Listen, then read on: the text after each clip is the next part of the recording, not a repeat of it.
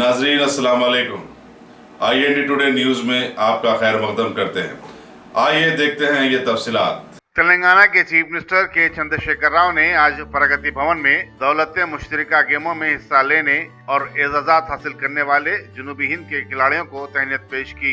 इस मौके पर चीफ मिनिस्टर ने रियासत में सरकारी मुलाजमतों में स्पोर्ट्स से वाबिस्ता अफराद को 2% तहफुजात देने का ऐलान किया। उन्होंने कहा कि हुकूमत खेलकूद की सरगर्मियों को फरोग देने और खिलाड़ियों की हौसला अफजाई के लिए हर मुमकिन इकदाम करेगी। निजामाबाद के रुकन पार्लियामेंट के कविता और बैडमिंटन कोच गोपीचंद भी प्रगति भवन में मौजूद थे।